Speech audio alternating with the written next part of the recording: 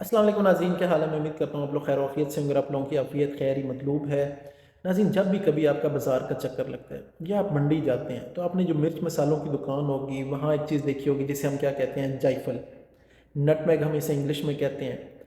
देखा जाए तो ये इंडियन कुजीन में तो बहुत ज़्यादा इस्तेमाल होता है। हमारे यहाँ पाकिस्तान में ज़्यादातर जो इंडिया से माइग्रेटेड लोग हैं वो इसे ज़्यादा इस्तेमाल करते हैं।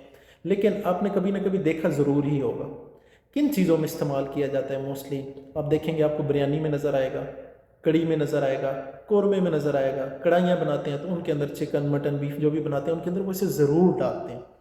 तो इसके नाज़रीन मैं आपको कुछ चंद ऐसे फ़ायदे बताऊंगा जो ना आपने कभी सुने होंगे और ना ही आपने कभी सोचे होंगे। लेकिन वो इसके जो सबसे ज़्यादा जो स्ट्रॉन्ग फ़वाइद हैं आज मैं आपको वही बताऊंगा। तो नाज़रीन वो है इसकी एंटी इन्फ्लेमेटरी प्रॉपर्टीज़ और एंटी रियोमेटिक प्रॉपर्टीज़। उसके लिए सबसे पहला काम हमने क्या करना है, हमें इसका तेल बनाना पड़ेगा। नाज़रीन आपने क्या करना है कि तकरीबन आपने जायफल के 5 दाने ले लेने हैं और उन्हें छील लेना है।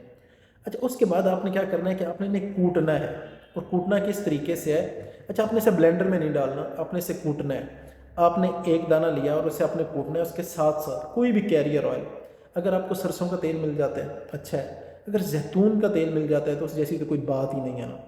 कोई जैतून, सरसों, तिल, कोई जो भी आपके पास तेल है वो आपने ले लेना है। और जैसे जैसे आपने कूटना है उसके साथ थोड़ा थोड़ा करके ना, फ्यू फ्यू ड्रॉप्स करके, कतरे करके आपने उसे डालना है। जब वो आप देखेंगे कि बिल्कुल ब्लेंड हो गया और वो जो तेल है वो बिल्कुल डार्क रंग का, कलेजी रंग का होना शुरू हो गया, तो वो आपने निकाल के बाकी तेल में मिक्स कर देना है। ये 4 से 5 दाने आपने आधा कप तेल में डालने हैं। इसी तरह दूसरे दाने को पीस लेना है, साथ थोड़ा थोड़ा तेल डाल देना। उससे क्या होगा, ये पीसा आसानी से जाएगा।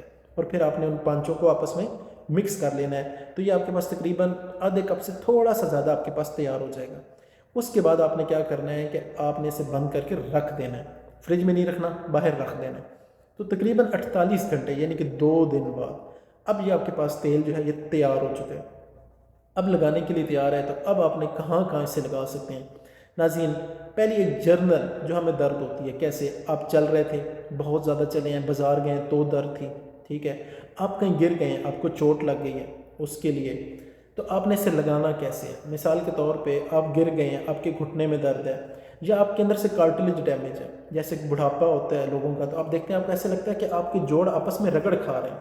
तो एक दरमियान में मरुकड़ी सी एक हड्डी होती है जिसे हम कार्टिलेज कहते हैं, आपकी वो डैमेज हो गई है। उसकी वजह से क्या होता है कि आपको एक तो शदीद चलते हुए आपके अंदर फ्रिक्शन फील होती है कि आपस में रगड़ खा रहे हैं, दर्द होती है, जगह सुर्ख होना शुरू हो जाती है।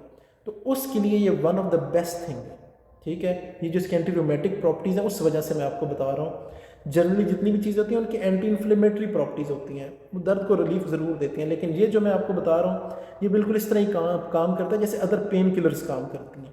तो आपने क्या करना है, अगर इन शॉर्ट में आपको बताऊं, जैसे ये डिक्लोफेनेक हमारे पास काम करती है पेन किलर, सेम उसी तरीके से ये काम करती है।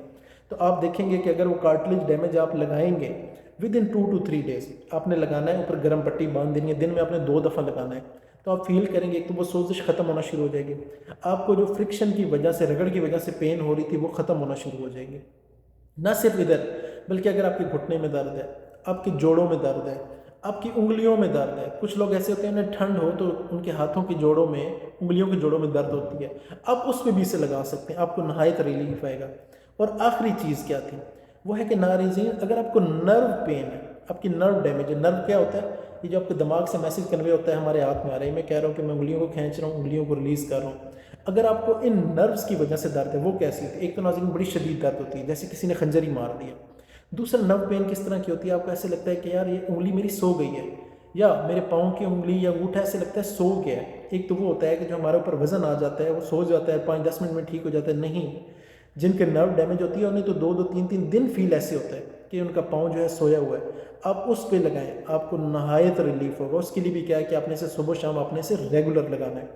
अब आ जाते हैं नाज़रीन इसका दूसरा फ़ायदा क्या था। ये पहले दर्द का तो पता लग गया कि आप ऊपर गर्म पट्टी बांध दें, 2 दफ़ा आपने इसे लगाना है।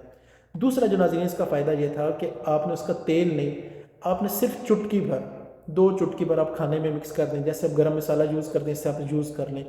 उससे क्या होगा नाज़रीन, ख़ास तौर पे जो फूड पॉइजनिंग का एक बैक्टीरिया है इकोलाई, जब सीवेज वाटर, गटरों का पानी ज़मीन में चला जाता है, बोर करके हम पानी लेते हैं, उसमें आता है, और ख़ास तौर पे जो बरसात का सीज़न है, हबस का, गर्मी का सीज़न, उसमें आपने इसे ज़रूर मिक्स करना है। उससे क्या होगा कि जो इकोलाई बैक्टीरिया है उसकी समझिए कि इससे जान जाती है। तो ये जायफल जो है उसका दुश्मन है। तो उससे क्या होगा कि आपके फूड पॉइजनिंग यानी कि आपको हैज़ा होने के, पेट ख़राब होने के चांसेस कम से कम हो जाएंगे। तो नाज़रीन, आपने ख़ास तौर पे बरसात के मौसम में और गर्म जो हबस के जो महीने हैं आपने ज़रूर इस्तेमाल करना है, तो आप इंशाल्लाह फूड पॉइजनिंग से तो बचे रहेंगे। तो नाज़रीन, मैं उम्मीद करता हूँ आज का सेशन आपके लिए नहायत फ़ायदेमंद रहा होगा। किसी किस्म का कोई सवाल हो तो कमेंट बॉक्स में पूछ सकते हैं। अपने समर गुंदल को इजाज़त दें। अल्लाह हाफिज़।